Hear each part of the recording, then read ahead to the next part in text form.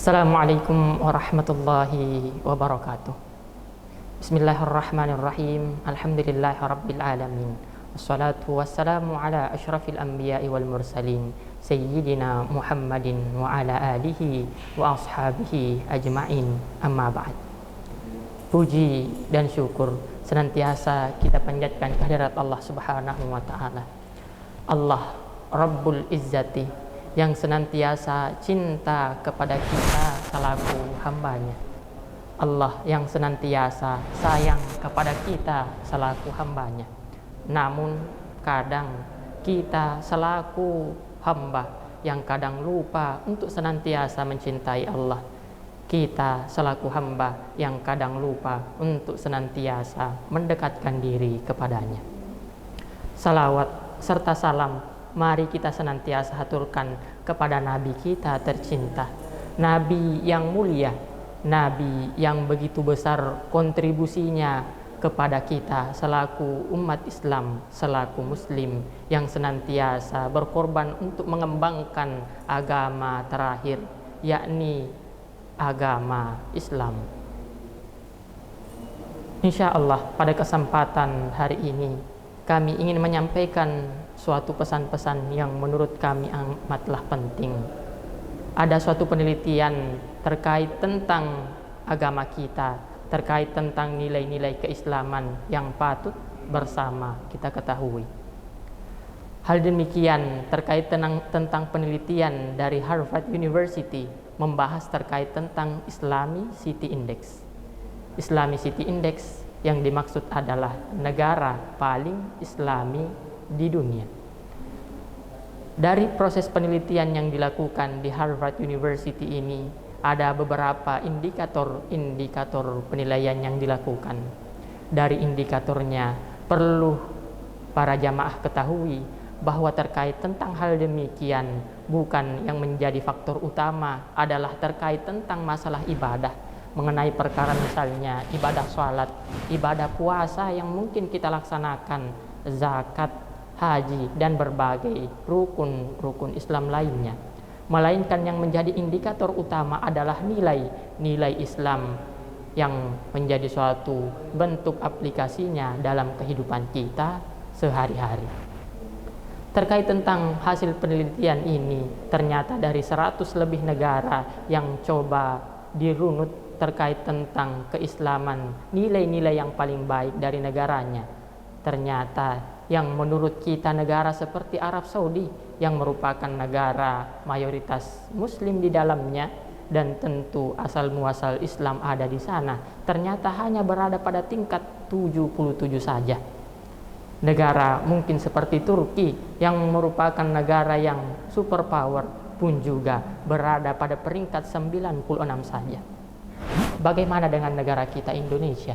Negara Indonesia berada pada peringkat 61 saja sebagai negara paling Islami di dunia. Lantas negara apa yang berada pada peringkat pertama? Ternyata kalau diprediksi oleh kepala kita, negara itu adalah negara-negara yang berada di bagian Timur Tengah. Ternyata tidak. Tapi negara itu berada di bagian benua Eropa. New Zealand atau Selandia Barulah yang mendapatkan peringkat pertama. Padahal kalau kita melihat dari segi aspek mayoritas muslim di dalamnya mungkin tidak. Tapi yang menjadi indikator utama penilaiannya adalah nilai-nilai Islam yang ada di dalamnya.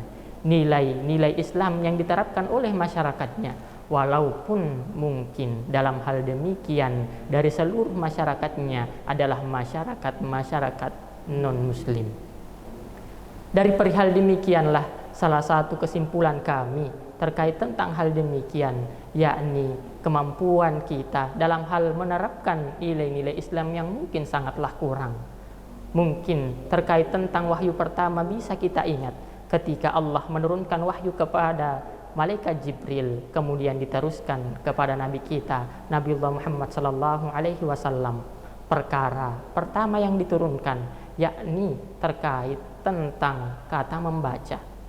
Iqra bismi rabbikal ladzi khalaq, khalaqal insana min 'alaq, Iqra wa rabbukal akram alladzi 'allama bil qalam 'allamal insana ma lam ya'lam. Suatu perkara dan perintah terkait tentang membaca yang tentu kita selaku umat Islam diperintahkan untuk melaksanakannya. Namun kita selaku umat Islam apakah sudah melakukan hal demikian? Terkait tentang hal itu, hasil penelitian pun juga menunjukkan bahwa kita berada pada peringkat 60 dari 61 dunia terkait tentang kemampuan membaca kita. Ternyata negara Indonesia sebagai penduduk muslim terbanyak, sebagai penduduk yang sangat besar, berada pada peringkat 60 saja dari 61 dunia terkait tentang penelitian mengenai tingkat literasi masyarakatnya. Hal demikian tidak selaras dengan kemampuan bermedia sosial kita yang mungkin sangatlah tinggi. Bayangkan saja, terkait tentang hal demikian, negara Indonesia, masyarakatnya berada pada peringkat keempat sebagai negara paling aktif dalam menggunakan media sosial. Dalam hal demikian, negara kita berada pada peringkat kelima sebagai pengguna paling cerewet di dalamnya. Bahkan kalau dalam lingkup Asia Tenggara, negara kita berada pada peringkat pertama sebagai pengguna media sosial yang paling tidak etis, yang paling tidak sopan dalam menggunakan kata-kata dan berbagai hal lainnya. Jamaah sekalian, perihal demikian tentu menjadi suatu bahan pertanyaan bagi kita semua. Apa yang menjadi sebab kita selaku umat muslim terbanyak, kita selaku umat muslim yang disampaikan wahyu pertama oleh Allah Subhanahu wa taala terkait tentang membaca, ternyata tidak mampu melaksanakan hal demikian? Ini baru perkara dan wahyu pertama terkait tentang membaca. Jamaah sekalian, perihal demikian, jika kemampuan literasi kita berada pada peringkat 60 dan kemampuan media sosial kita berada pada peringkat 4, maka tentu dapat diambil kesimpulan bahwa kemampuan dan keselarasan antara penggunaan ini sangatlah tidak mampu dan tidak selaras.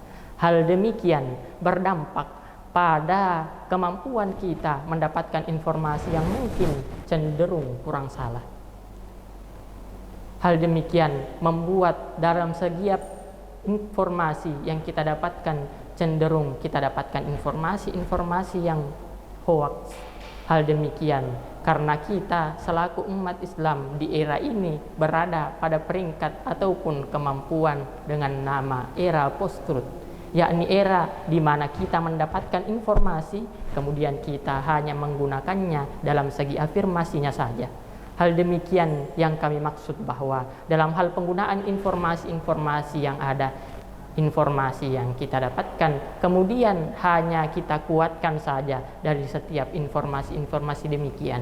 Tidak ada niatan-niatan kita dalam menggunakan media sosial untuk mendapatkan informasi real, informasi nyata dari setiap informasi dan ilmu-ilmu yang kita dapatkan. Maka oleh karenanya jamaah sekalian, patutlah kita senantiasa mengevaluasi diri kita, mengintrospeksi diri kita. Apakah kita telah melaksanakan amalan serta wahyu yang Allah telah sampaikan kepada Nabi kita? Ini baru perkara pertama saja. Apakah dari perkara-perkara yang lain kita telah laksanakan? Jamaah sekalian, demikianlah bentuk introspeksi yang ingin kami sampaikan. Mudah-mudahan pada kesempatan hari ini terkait tentang hal-hal dan penyampaian ini dapat kita rasakan manfaatnya dan sebagai bentuk introspeksi diri kita untuk senantiasa meningkatkan kemampuan kita dalam hal membaca dan berbagai hal lainnya. Membaca apapun itu, apakah membaca buku, membaca Al-Quranul Karim, bahkan membaca alam ini saja pun juga termasuk membaca. Allahumma afiq ila aqwamit thariq, fallahu khairun hafizan, minallahil musta'an alaihi tiklan. Wassalamualaikum warahmatullahi wabarakatuh.